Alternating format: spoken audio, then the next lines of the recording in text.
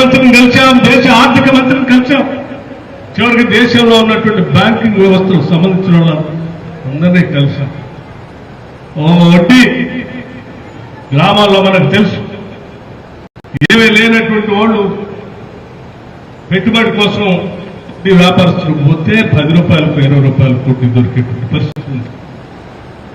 ఈ రాష్ట్రానికి కూడా జాతీయ బ్యాంకుల నుంచి తక్కువ ధరకు దొరికేటువంటి వడ్డీని 11%, 11.5% తాకట్టు పెట్టి తెచ్చిన వడ్డీలు ఇవాళ కట్టలేక నెలకి 11,000 కోట్ల రూపాయలు వడ్డీలు అప్పు కట్టడానికి ఈ రాష్ట్రం ఇబ్బంది పడుతుంది.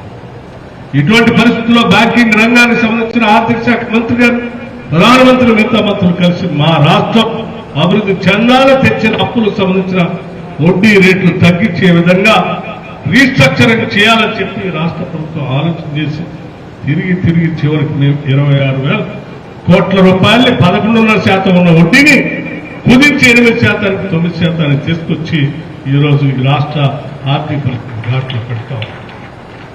అనుక్షణం తప్పిస్తా ఉన్నాం. కారణం ఈ రాష్ట్రం ఇచ్చింది కాంగ్రెస్ పార్టీ. ఈ రాష్ట్ర ప్రజల ఆకాంక్షలు నెరవేర్చాలని తపన పడ్డది కాంగ్రెస్ పార్టీ. రాష్ట్రం ఇస్తే తప్ప ఈ రాష్ట్రంలో ఉన్నటువంటి బడుగు బలైన వర్గాలకు సంబంధించిన ప్రజానీకానికి రాష్ట్ర వనరులు అందకుండా పోతా ఉన్నాయి. అది ఇస్తే వీళ్ళందరికీ అందుబాటులోకి వస్తాయి.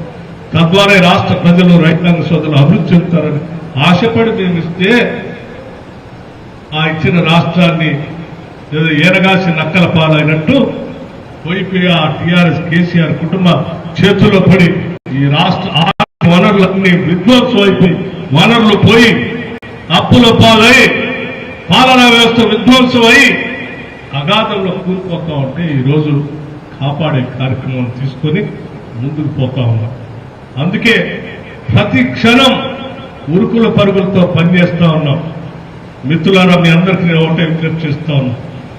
మీ అందరూ ఇచ్చినటువంటి అవకాశంతో, మీరు వేసిన ఓట్లతోనే మీరు గెలిపించి పంపిస్తే ఈరోజు రాష్ట్ర ఆర్థిక శాఖ మంత్రిగా ఈ రాష్ట్ర ఆర్థిక వ్యవస్థలు, పాలనా వ్యవస్థలు రాష్ట్ర ముఖ్యమంత్రి గారితో కలిసి బాగు చేసేటువంటి అవకాశం కలిగింది మీ వల్ల. ఈ అవకాశాన్ని వినియోగించి ఈ రాష్ట్ర అభివృద్ధి కోసం పనిచేసుకుంటూ, దాంతో పాటు ఈ శాసనసభ నియోజకవర్గాన్ని కూడా దాదాపు 10 సంవత్సరాలు ఈ నియోజకవర్గంలో అభివృద్ధి అనే మాట ఏం చేయ అభివృద్ధి అంటే చివరికి ఈజీఎస్ తో వచ్చేటువంటి 100 రోజుల పనిలో వచ్చేటువంటి ఆ కేంద్ర ప్రభుత్వం ద్వారా ఆనాటి సోనియా గాంధీ గారు యూపీఏ చైర్పర్సన్ గా ఈజీఎస్ స్కీమ్ను పెట్టి గ్రామాల్లో పేదవాళ్ళకి పని కల్పించేటువంటి 100 రోజుల పని కల్పిస్తే ఆ పని ద్వారా నిధులతో మాత్రమే గ్రామాల్లో అక్కడక్కడ పనులు జరిగితే ఆడికి పోయి కొబ్బరికాయ కొట్టి ఇదే అభివృద్ధి అని చెప్పి 15 సంవత్సరాలు ఈ రాష్ట్రాన్ని అభివృద్ధి పాలు చేశాం. ఒక రోడ్డు లేదు, ఒక బడి లేదు, ఒక డబుల్ బెడ్రూమ్ ఇల్లు లేదు, ఒక వ్యవస్థ లేదు, పాలనంతా అధోగతి పాలు. ఇన్ని పరిస్థితులన్నింటినీ చక్కదిద్దుకుంటూ పోవటం కోసం మీరంతా అవకాశం ఇచ్చారు.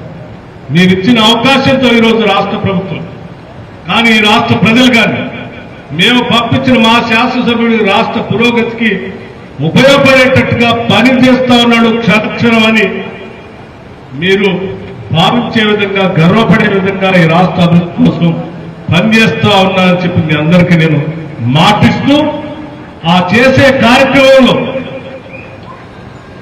మీకు తెలిసిందే సహజంగా నాయకులు కానీ, కార్యకర్తలు కానీ, అభిమానులు కానీ కోరుకుంటారు. అధికారం వచ్చింది, ప్రభుత్వం మనది, మన కూర్చొని సరదా 4 నిమిషాలు మాట్లాడుకుందాం, గడుపుకుందాం. కానీ నేను కూడా అదే ఆలోచన చేశాను. కానీ ఈ వ్యవస్థ, పాలనా వ్యవస్థలో ఆర్థిక విధ్వంసం అన్ని చూసిన తర్వాత ఏ ఒక్క నిమిషం నేను వృధా చేసిన ఈ రాష్ట్రానికి నష్టం చేసినటువంటి వాళ్ళు అవుతారు, ప్రజలకి నష్టం చేసినటువంటి వాళ్ళు అవుతారు. అందుకే ఒక్క నిమిషం కూడా వృధా చేయకుండా, ఆగకుండా ఉరుకులు పరుగులతో తిరుగుతూ ఉన్నాను. దానికోసమే, దానివల్ల మీ దగ్గర ఎక్కువ సమయం గడపలేకపోతాను.